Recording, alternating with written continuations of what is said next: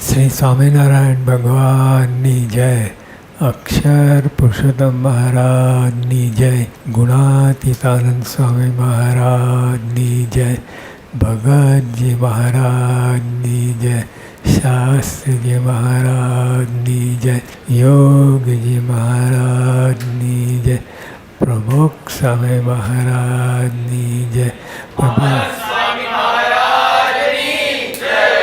પ્રમુખ સ્વામી મહારાજ શતાબ્દી મહોત્સવની જય. શ્રીજી મહારાજે કેટલી દયા કરી, અપાર.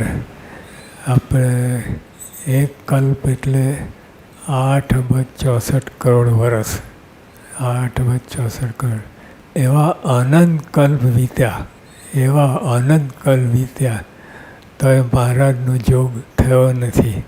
પહેલી જ વાર મહારાજ, અને મહારાજે દયા કરીને આ જોગ આપ્યો. એટલે નહીં તો આપણે જન્મના ચક્રાઓમાંથી અંત જ ના આવત. પણ મહારાજે એટલી બધી દયા કરી કે આ બ્રહ્માંડમાં પધાર્યા અને બીજા કોઈ લોકમાં રહ્યા નહીં. બીજા 14 લોકમાં કોઈ ના રહ્યા અને સીધા આપણી પાસે આવ્યા. અને આપણે પણ કેટલા પૂર્ણ હશે ત્યારે આ જોગ થયો. જોકે આનંદ બ્રહ્માંડના બધા જીવોનું પૂર્ણ ભેગું કરીએ તો મહારાજ મળે એવા નહોતા.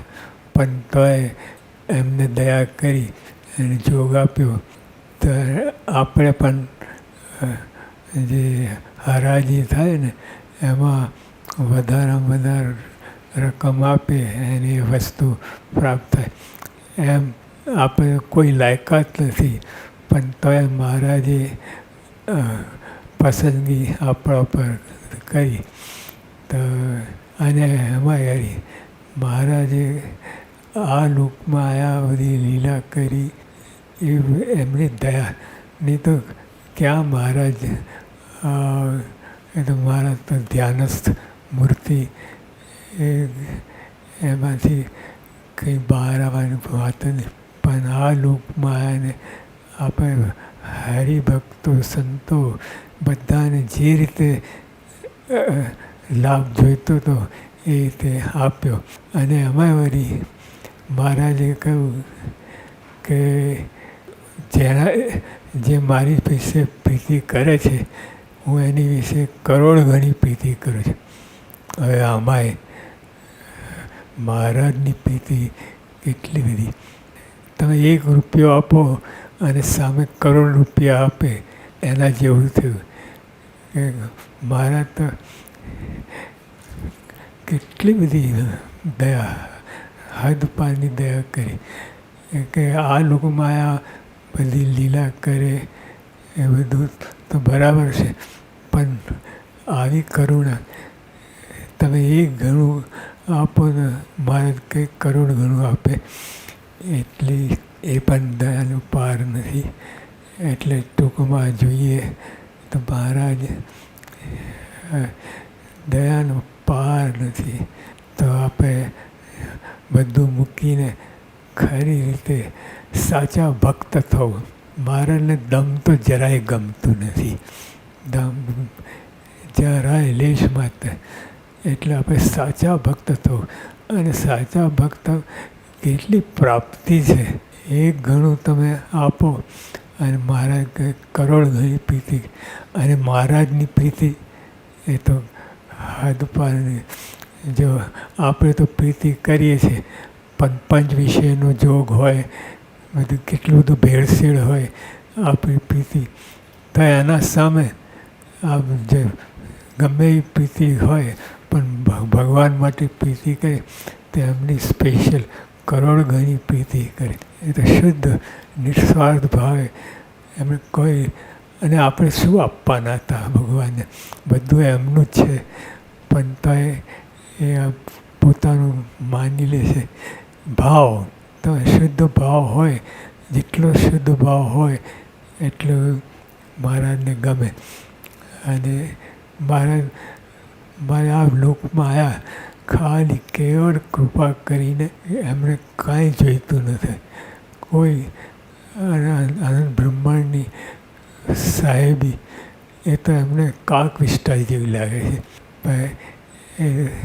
પણ તમારા આપણા બધા ભાવ પૂરા કરવા માટે કેટલી બધી દયા, કેટલી દયા છે, દયાનું પાર ન કહેવાય. તો એ આવી દયા કરી એટલે આપણે ટૂંકમાં મહારાજને શુદ્ધ ભાવ છે. જો મહારાજ આ લોકમાં આવ્યા, મારે પોતે જ વાત કરી છે કે મારે તો બધા જીવને ભ્રમરૂપ કરવા સિવાય બીજું કાંઈ કોઈ તાન નથી. બધાને ભ્રમરૂપ કરશું, અને ભ્રમરૂપ કરશું એ ત્યારે પૂર્ણાહુતિ થશે. એટલે મારે કહ્યું કે અત્યાર સુધી તો અમે રહેવાના જ છીએ. એટલે મારે પોતે તો નહીં, પણ સંત દ્વારા રહ્યા, અખંડ રહ્યા છે, રહેવાના છે. ગુણાતીતાન સ્વામી કહ્યું કે મહારાજ 10-20 પેઢી તો રહેશે સાધુ રૂપે, 10-20 પેઢી. તો આપણે તો એમાંય બધું ખાટી ગયા. અને શાસ્ત્રી મહારાજે વાત કરી કે સત્પુરુષ પૃથ્વીથી કદી જતા જ નથી, એમાંય આપણે ખાટી ગયા. એટલે નિશ્ચિંત રહેવાનું. નિશ્ચિંતપણે એટલે ભગવાનમય રહેવાનું. નિશ્ચિંતપણે એટલે ખાઈ પીને લહેર કરીને આંટા મારવા એવું નહીં. ભગવાનમય રહીને આપણે બધું કાર્ય કરવું, ભક્તિ સેવા કરવી, ભગવાનને ભૂલવા જ નહીં. ભગવાનને યાદ કરીને બધું, એટલે ભગવાન એટલે સંત રૂપે, આજે શાસ્ત્રીમાં યુગનાથ પ્રમુખ સ્વામી રૂપે એ રીતે આપણે લાભ લેવાનો છે. કારણ કે મહારાજ તો પૃથ્વી પર 49 વર્ષ રહ્યા, પછી દેહ બધી લીલા સંકેલી, પણ સંત દ્વારા અખંડ પ્રગટ છે. અને મહારાજ પોતે જ વાત કહે કે જ્યાં ધર્મ છે ત્યાં હું છું, ધર્મ છે ત્યાં હું છું. અને એટલે આપણે ધર્મ, નિશ્ચય એટલે નિયમ અને નિશ્ચય આ બે હોય તો મહારાજ અખંડતા એ સાથે છે. પાસે છેટોપણાનું કાંઈ રહ્યું નહીં. જો મહારાજ ગયા 49 વર્ષ રહ્યા, પણ તો અખંડ આપણી પાસે છે. આ સત્સંગમાં મહારાજ કહે છે, વરદાન છે કે આ સત્સંગમાં મારો વાસ છે. એટલે એ બધી રીતે આપણે, એટલે આપણે ટૂંકમાં પંચ વિષયનો ત્યાગ કરી.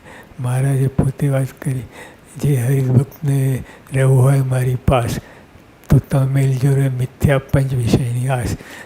મહારાજને પંચ વિષય સાથે અતિ વેર છે, કે બધું બગાડે છે. મહારાજનો સંબંધ થતાં પણ આ પંચ વિષય છે બધું હરી લે છે આપણે. અને બધું તો એમાં ધ્યાન, જો ખાવા પીવા તો છે જ, એને ના નથી, પણ ભગવાનની સ્મૃતિ, મોટા પુરુષની સ્મૃતિ કર્યા વગર બધું અનહરામ એવી રીતે રહેવું. એટલે ભગવાનની સ્મૃતિ અખંડ રહે એ પ્રમાણે આપણે કરવાનું છે. તો મહારાજે આટલી બધી દયા કરી, આટલી બધી દયા કરી, કોઈ લોકમાં ના રહે. 14 લોકમાં સીધા આપણી પાસે આવ્યા. અને આપણી પાસે પણ કચ્છ, ગુજરાત, કાઠિયાવાડ મુખોમુખ આપણને મળ્યા મહારાજ. તો આપણને એ ભગવાનમય થવાનું, એકાંતિકપણું, એકાંતિક ભાવે ભક્તિ કરવાની, દાસ ભાવ, મહિમા એ બધું ગુણો પ્રાપ્ત કરીને ઉત્તમ ગુણો છે. મારે કંઈ એકાંતિક ભાવે ભક્તિ કરે એમાં બધું આવી ગયું. તો એવા આપણે એકાંતિક ભાવે, એકાંતિક ભાવ એટલે ભગવાનથી પળ માત્ર છેટે નહીં, ભગવાનને અખંડ સ્મૃતિ રહે એ રીતે આપણે કરવાનું. તો આપણે ભક્તિ ભજન બધું જે કરીએ ભગવાનની સ્મૃતિ વગર જો અમે ભાદરા હતા યોગીબાપા સાથે તો યોગીબાપા સાથે અમે નદીમાં નાવા ગયા, દૂર ગયા જરા, ઘાટ ઉપરથી નહીં, ઘાટ ઉપરથી અને યોગીબાપા સાથે અમે નાયા. પછી બહાર નીકળ્યા આવ્યા, બાપા કે સ્મૃતિ સહિત કર્યું હતું. અમે કહ્યું બાપા સ્મૃતિ તમે જે હતા એ સ્વાય કે ના સ્મૃતિ સહિત કરો, સ્મૃતિ સહિત ના કરે તો લોહીમાં નાયા કહેવાય. એટલું જ તો જે સ્મૃતિ આપણે કરવાની વાત છે. અને યોગીબાપા પ્રમુખ સ્વામી મહારાજ શાસ્ત્રીમાં અને એમને પણ કેટલું બધું સુખ આપ્યું છે, આપણા બધાના ભાવ પૂરા કર્યા. અને પ્રમુખ સ્વામી મહારાજ આપણે જોઈએ એ પધરામણી કરે છે એટલે કેટલી હાડમારી વચ્ચે અને કેટલા સંજોગોમાં પધરામણી કરે છે. એટલે કોઈ સ્વાર્થ નથી એમને, આપણને સુખ.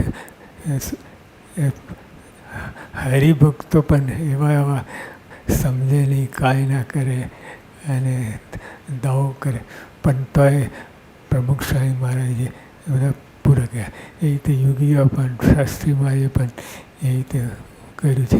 એટલે આપણે તો ઘી કેરા છે, પાન ઘી કેરા, પંચ વિષય નહીં, પંચ વિષયમાં વૃત્તિ ના જાય એ રીતે આપણે બધું કરવું, નિયમ ધર્મમાં રહેવું.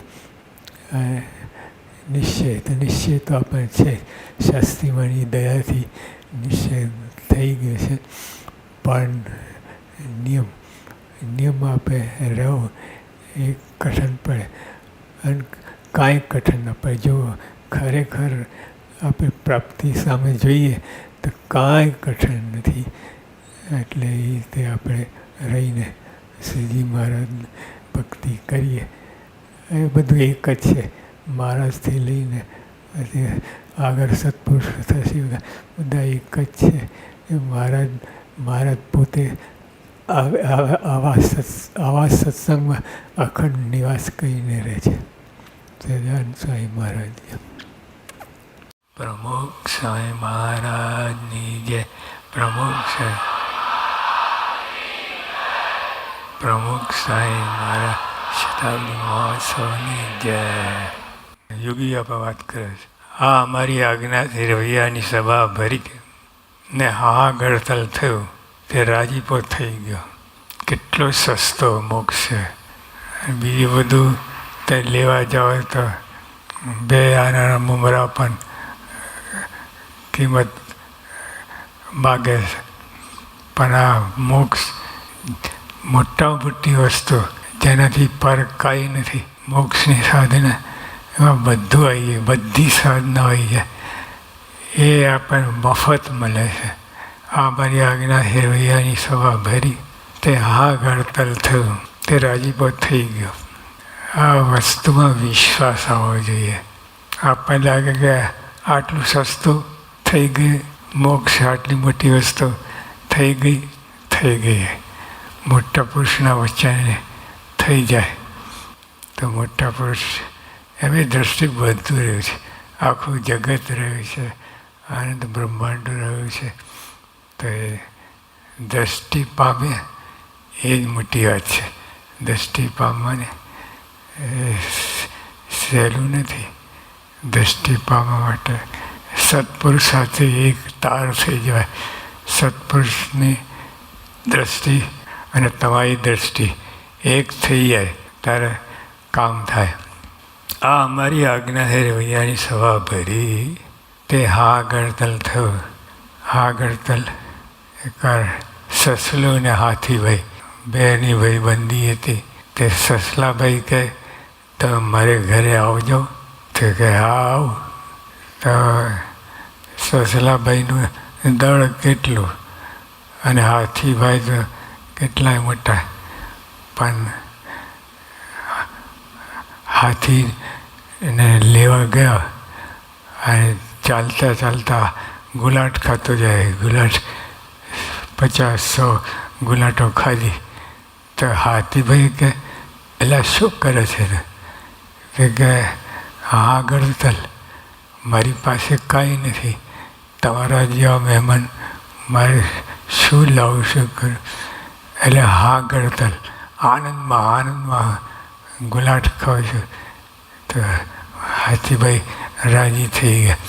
તો અમે મોટા પુરુષની આગળ હા ગળ, આપણા બધા જેટલા સાધનો છે આપણને લાગે, આપણા મતે બહુ મોટું લાગે, પણ સત્પુરુષની દૃષ્ટિએ હા ગળતલ 2-4 ગુલાડ ખાધી એટલામાં રાજી થઈ જાય મોટા પુરુષ. કેટલો સસ્તો મોક્ષ છે. તો કોઈ જગ્યાએ આવું મળે નહીં. મોટા મોટી કિંમતી વસ્તુ મોક્ષ એક મહારાજ સ્વામી જ આપી શકે. સત્પુરુષ રાજી થઈ જાય એ જ હા ગળતલ. અને એમાં બધું ઘણું બધું હોય જાય. તમે આકાશ પાતાળ એક કરો, મોટી મોટી સાધનાઓ કરો, જંગલમાં જાઓ ને અને આનંદ કાળ સુધી તપ કરો, વ્રત કરો, પણ તોય આ ગળતલની તુલે ના આવે. આ ગળતલ ડાયરેક્ટ કનેક્શન સત્પુરુષ સાથે, અને સત્પુરુષ સાથે કનેક્શન એટલે ભગવાન સાથે કનેક્શન. તો એટલી બધી વાત થઈ. એટલે લોકની દ્રષ્ટિ આપણે લોકનું શું કામ છે, મોક્ષનું કામ છે. તો મોક્ષ મળ્યો એટલે પતી ગયું. તેમાં ફક્ત તમે 1.5 કલાકનો ભોગ આપ્યો. રવિયાની સભા 1.5 કલાક, એથી મિનિટ વધારે. અને 1.5 કલાક આપણે જાણીએ કેવું, કેટલું મન રહે અને કેટલું બધું ફાલતુ ટાઈમ રહે. પણ તોય સ્વામી કે 1.5 કલાક અમારા માટે કાઢ્યો, એટલે તારે બીજો કશો ભેળો વેઠવો પડતો નહીં. તો પૈસો, સમય, બીજો કોઈ વસ્તુનો ભેળો વેઠવો પડે નહીં. આ 1.5 કલાક તો એમને ક્યાંય જતો રહે ખબર પડે નહીં. પણ 1.5 કલાક સત્પુરુષ માટે કર્યો, એમની આજ્ઞાથી કર્યું, એટલે બહુ મોટી વાત થઈ ગઈ. શ્રીજી મહારાજ રાજી થઈ ગયા. એમ સત્પુરુષના વચને કહીને અલ્પ વર્તવાથી રાજીપો થઈ ગયા. અલ્પ વર્તવાથી હવે કરોડો જન્મની સાધના, હવે એમાં તો 1.5 કલાક શું કે લેખામાં. સત્પુરુષ કેન્દ્રમાં રહે એ મોટી વાત છે. સત્પુરુષ કેન્દ્ર રાખીને જે કંઈ અલ્પ સરખું કરો એ મોટું ફળ આપે તમને. રવૈયાની સભા અચૂક ભરવી જ, એમાં કાંઈ જતું નથી અચૂક, પણ તોય ગલ્લા તલ્લા કર્યા. રવૈયાની સભા અચૂક ભરવી જ, કાલા ઘેલા જેવા આવડે તેવા ગુણ ગાવા. અને એમાં મારા કે સભા ભરી અને કાલા ઘેલા કે કાંઈ ના આવડે થતા થાબડા જે, બસ તમે આજ્ઞા પાડીને આવ્યા એ જ મોટી વાત છે. આજ્ઞા પાડવામાં અત્યારે મોટા પુરુષનો અત્યંત રાજીપો. જેમ રાજા હોય એ કંઈ ભેટ આપે કોઈને, તો કંઈ ઓર્ડિનરી ના હોય, મુઠ્ઠી ભરીને આપી દેતો કેટલો હીરો માણિક બધા અંદર આવી જાય. તે તો રાજા આટલું સામર્થ્ય, તો ભગવાનનું સામર્થ્ય કેટલું બધું હોય, તો શું ના કરે. આજ્ઞા પાડવામાં અત્યારે મોટા પુરુષનો રાજપો. સત્પુરુષની આજ્ઞાથી 1.5 કલાક સભામાં આવ્યા, તે જગત મિથ્યા થઈ ગયું એમ માનવું.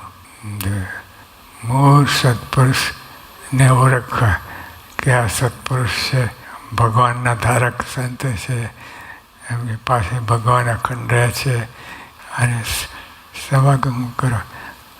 અથડો સત્પુરુષને આજ્ઞામાં ત્યાં પડ્યા રહીએ. આ સત્પુરુષનું રટન થયા કરે એટલે ભગવાનનું રટન થયા કરે. એ મોટી વાત છે. મધ્યનું 45નું વચનાથ સમજાવતા કહ્યું, મધ્યનું 45 વચન સમજાવતા કહ્યું, પૂર્વે નારદ પર્વત ભગવાન રાજી કરે તો દેવલોક ઇન્દ્રલોકને પામ્યા. એમ તે વખતે સત્પુરુષ હતા નહીં, ગુણાતીત સંત હતા નહીં. તે વખતે જે મળ્યા એ થયું, પણ તોય કેટલી મોટી પ્રાપ્તિ થઈ. ભગવાન રાજી ગયા તો દેવલોક તે અલ્પ પ્રાપ્તિ થઈ. આ તો સાક્ષાત અક્ષરધામની પ્રાપ્તિ. આનંદ બ્રહ્માંડથી પર એવું અક્ષરધામ ત્યાં આપણે ગોઠવાઈ ગયા. કેટલી મોટી વાત. મુક્તોની પંક્તિમાં ગોઠવાઈ ગયા. મુક્ત બ્રહ્મલોકની પ્રાપ્તિ એ આ લાભનો પાર જ નથી, કોઈ પાર ન કહે. એટલી મોટી પ્રાપ્તિ થઈ છે. આખો સમય બધો ક્યાં વેડફાઈ જાય છે. અને ભજન ભક્તિ સેવા એમાં રહી જઈએ છીએ આપણે. તો સેવા કેમ ના કરી? માટે ભગવાન અને ભગવાનના ભક્તને રાજી કરી લેવા, જેથી અપાર સુખ્યા થઈ જાય. મોર આપણને ભગવાન સંગ એવા મળ્યા છે જેનાથી પર કોઈ નથી. અને આપણે જરાક છાંટોય નાખીએ આ પ્રાપ્તિ માટે તો બધું ઘણું બધું મળી જાય એમ છે. તો આપણે ભગવાન ખરેખર ક્યારે મળ્યા નથી. આ ભગવાન સંગ ક્યારે મળ્યા નથી. એ અનંત કલ્પ વીત્યા. એક કલ્પ એટલે 8,64 કરોડ વર્ષ.